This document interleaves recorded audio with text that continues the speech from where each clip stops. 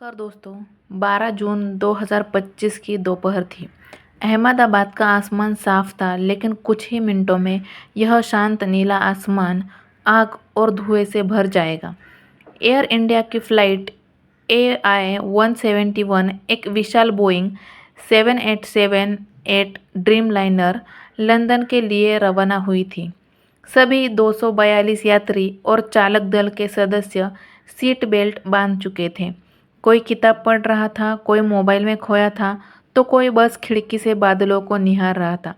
किसी को नहीं पता था कि अगले 30 सेकंड में उनके जीवन के आखिरी पल होंगे। और तभी विमान ने जैसे ही ज़मीन छोड़ी, एक अजीब झटका महसूस हुआ। इंजन की आवाज़ बदली, विमान का संतुलन बिगड़ने लगा। केवल 625 फुट की ऊंचाई पर ही विमान ने नीचे की ओर गिरना शुरू कर दिया और इमरजेंसी कॉल कैप्टन ने बताया, मिड डे इंजन फेलियर। और फिर जोरदार धमाका हुआ।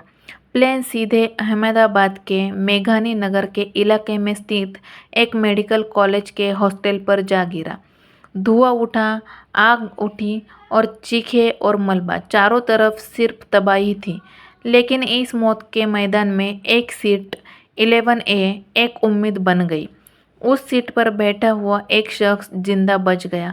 कैसे, क्यों और आखिर इस विमान के साथ ऐसा क्या हुआ?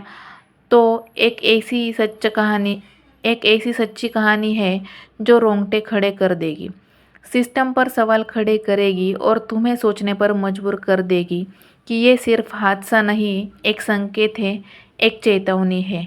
तो आइए इस वीडियो को आगे पूरे विस्तार से जानते हैं।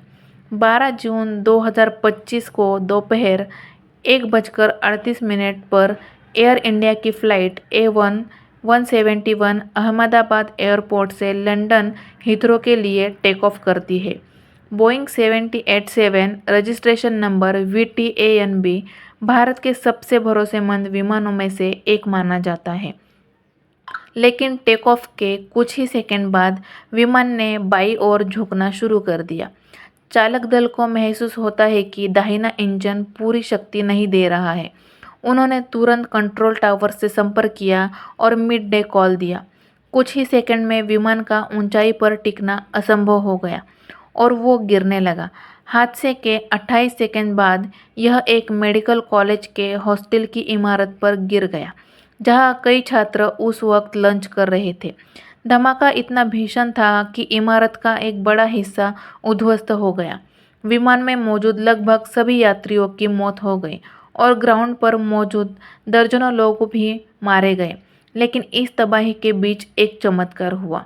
विवेक रमैया नाम का एक व्यक्ति, जो ब्रिटेन का निवासी था और सीट नंबर 11A पर बैठा हुआ था, उस हादसे में ठीक से पहले किसी कारणवश इमरजेंसी एग्जिट की ओर बढ़ गया था। जब विमान ने अचानक झटका दिया तो वह पहले से अनबकल्ड था और जैसे ही दरवाज़ा थोड़ा खुला, उसने छलांग लगा दी। गिरते समय उसने सिर और पीठ में गंभीर चोटें आई, लेकिन वह अभी भी जीवित बच गया है। उसका बचना इतना अविश्वसनीय था कि शुरुआती रिपोर्ट्स ने उसे अफवाह मान लिया था। लेकिन जब NDRF की टीम ने उसे जीवित पाया और अस्पताल में दाखिल करवाया, तब दुनिया को यकीन हुआ कि ये सच में सच्चाई है। DGCA ने हादसे की जांच शुरू की और बोइंग से ब्लैक बॉक्स डाटा साझा करने की मांग की गई। शुरुआती जांच में पता चला है कि विमान के दाहिने इंजन में तकनीकी खराबी थी और फ्लैप्स ने समय पर काम नहीं किया था।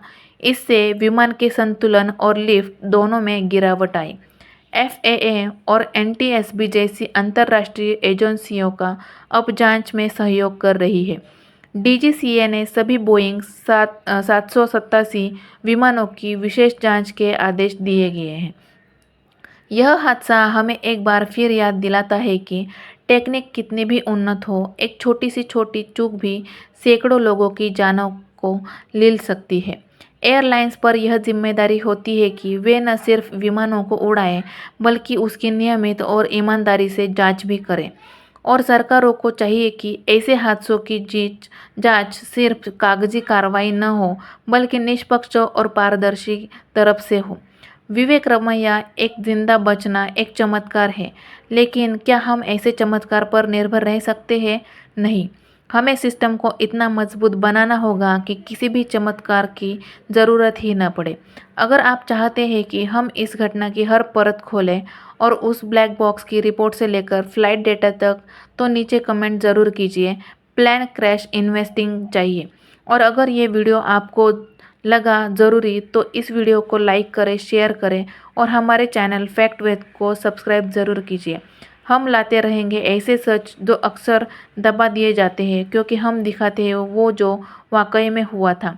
और ऐसे ही सच घटे हुए वीडियो और हमारे इंडिया के लिए जो भी मिशंस है और गुप्त टेक्निकें हैं, अगर ऐसे वीडियो आप देखना चाहते हैं तो हमारे इस चैनल को जल्दी से जल्दी सब्सक्राइब कर लीजिए। जय हिंद, जय भारत।